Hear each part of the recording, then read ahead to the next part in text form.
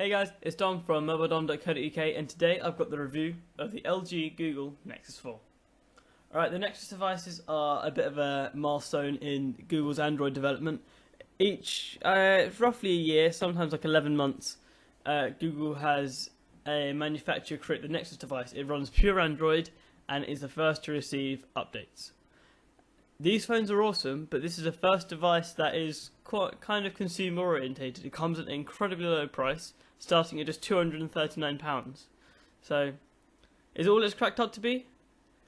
After this quick and dirty intro, there is a very nice long review. Let's get to it.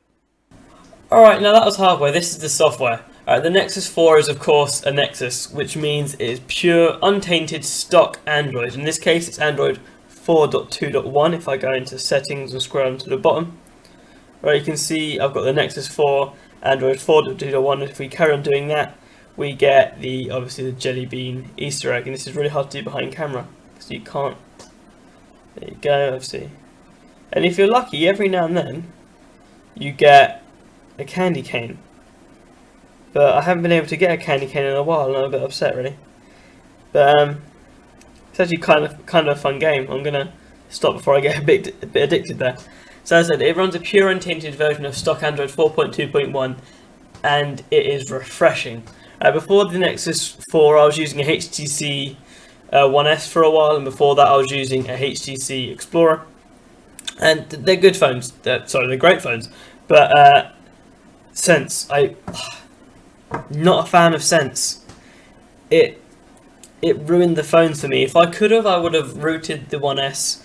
I would have put CyanogenMod 10.1 on there, but I couldn't because it was a company phone. But as soon as I got this, I was so happy. But I haven't felt the need to change the ROM yet. For me, like, this is good as is. I mean, for experimentation purposes, I'm obviously going to flash a couple of ROMs, but I think unless CyanogenMod can offer me anything exceptionally better than this, I'm pretty sure I'd be happy staying with this. But like I said, Android 4.2 is great. Originally it had a bug, which means it didn't have December in its calendar as a birthday choice, so obviously it stopped in November. And that's what the 0.1 is, 4.2.1 is. It added it back in. Right, one of the major improvements over 4.1 in 4.2 is Google Now. So it accesses it like that, which is pretty cool. Google Now is like your personal assistant. It's a bit like Siri, but except it sort of preemptively does things for you. It doesn't ask you.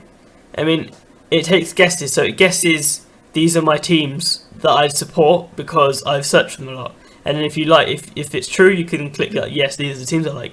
It knows where I live based on where that is. It's taken things from my calendar and telling me to do stuff.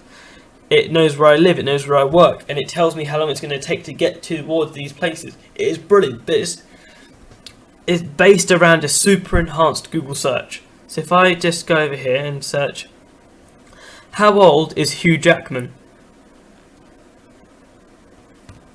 Hugh Jackman is 44 years old. Damn, he's 44. I mean, well, there you go. So you ask it a question, it comes up in these cards which you can swipe away. I'm not going to. But if the Google Now doesn't return a nice search, you obviously got the web searches underneath, so it is Google search with a nice interface on top. You can ask it like mathematical equations. What is 133,000 divided by 62?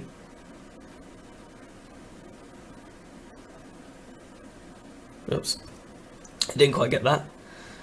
What is 133,000 divided by 62? The answer is 2,145.16. Oh, there you go. And obviously it can read it out to you, which is actually really good. And I like it. It kind of borderlines on creepy, but it's awesome. You know, in hindsight, that should be like Google's new motto. Google, we're creepy, but we're awesome. And do you know what? I think I'd carry on using them. I mean, I don't know how to explain Google Now. I'm going to put an annotation here. Here it is. To MKBHD's Google Now Explain video. He explains it so well. This guy is awesome. Oh, alright, now that's the software. Like I said, it's stock, it's fast, it is absolutely awesome, and I love it.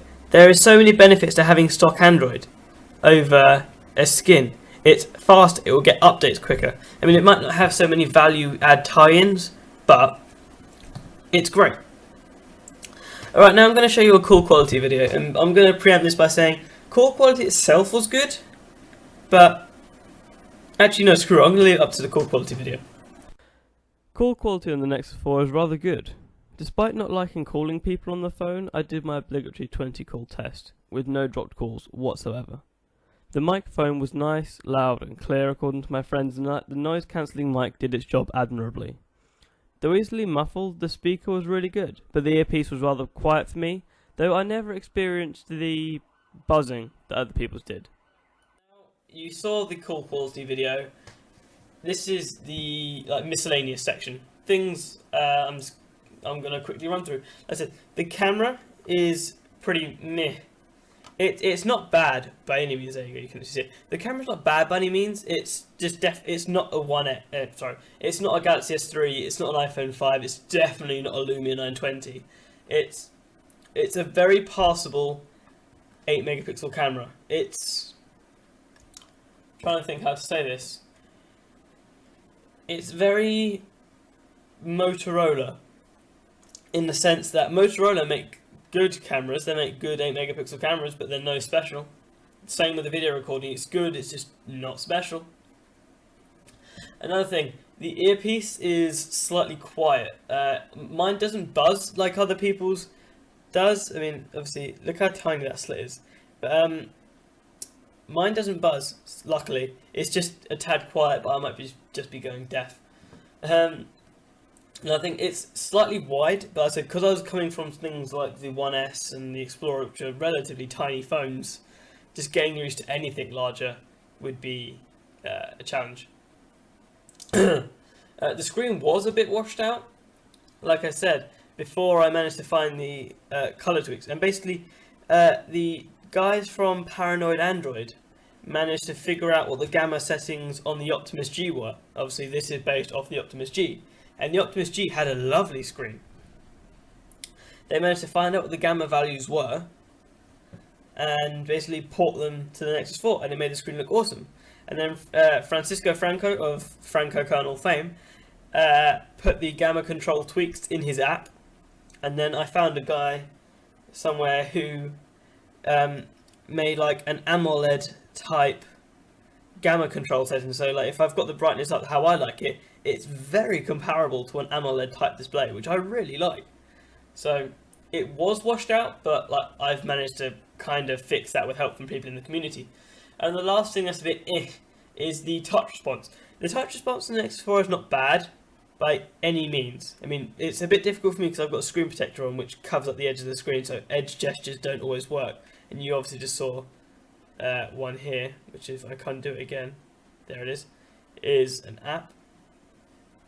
So that touch responsiveness is it's just a hair behind other high-end phones. Alright, let's go into like things I love and I hate. Well, it's not hate, it's just things I'm not really fond of. Alright, love. Even though it when it was a bit washed out, I was a bit but now I've quote unquote fixed it. I love this display. It's high res, it's gorgeous. I can't think of anything wrong with it. Actually, no, I will say one thing. Yeah, this goes out to all manufacturers that put clocks on their LCD-based phones. Ones that have a quote-unquote bedside mode. You know, like if you put it this way, you darken it, and it's like this. It's bedside mode. It's darkened and everything like that. Yeah. Unless you have an AMOLED screen which does not light up blacks, you should not be allowed to call it a bedside mode. This will scald your retinas. It's horrible. Apart from that. Right, next thing I love. The design. The physical design of this is absolutely gorgeous. Things like the plastic, the soft touch plastic at the side. The way it curves up at the bottom as it curves round. The glittery effect under the glass, which obviously I can't show you because it doesn't want to work. The curved glass down the edges is gorgeous. It just looks, it oozes premium. I don't know how to say it. Another thing you can't see right now, but there's an LED notification about here. An LED notification is brilliant. It's so useful. I had it on other phones. I had it on even low-end phones. And obviously I'm used to it with my BlackBerry. So having one on here is actually incredibly useful. And like I said, the glittery back, I absolutely love it. But I'm pretty sure I'm part Magpie. Alright, now the things I'm not so fond of. The things I'm not so fond of include, obviously, the glass back. I don't care if it... Oh, look, there's the LED. I don't care if it's Gorilla Glass 2. People have been known to drop them off of couches, like less than a foot, and like onto carpet and have it crack. Josh Topolsky from The Verge dropped his from like 30 inches from kitchen table to hardwood. It cracked the back. Paul O'Brien from Monaco dropped his from the couch to the carpet. It broke. That's one of the reasons. Mine isn't a TPU case. It's because I don't trust myself. The other reason is I'm not insured on this yet, and it's going soon. The insurance is going on soon. The phone's not going. I'm not getting rid of this ever. Another thing I'm not so fond of, I said this earlier, the buttons. The buttons are just crap. Like I said, there's 3 buttons on here, LG. How the hell did you mess them up? Alright, the next thing is battery. The battery's a bit small. It's 2100 milliamp hours, which sounds relatively good. But for some reason, it just doesn't have the stamina it's supposed to. Like, a custom kernel fixes it. You shouldn't have to, though. And that's where I'm coming from. You shouldn't have to tweak your phone to be able to get better battery life out of it.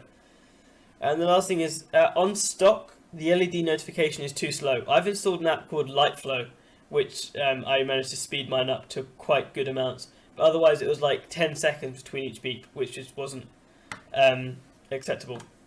Last thing is, this tiny speaker at the back, so easily muffled. But that was my review of the LG Nexus 4. This is my personal phone. I absolutely love this phone, but it's not without its flaws. And for those flaws, which are fragility, pretty crap battery life, and the limited storage. Even though it doesn't affect me, it will affect others.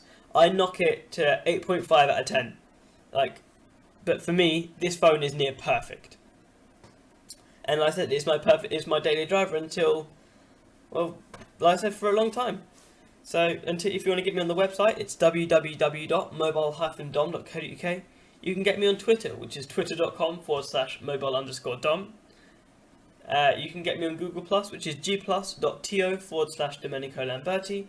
And if you want a consultation for a phone or a tablet, I can give you one of those. The email address for that is domenico@mobile-dom.co.uk. Toodle pip.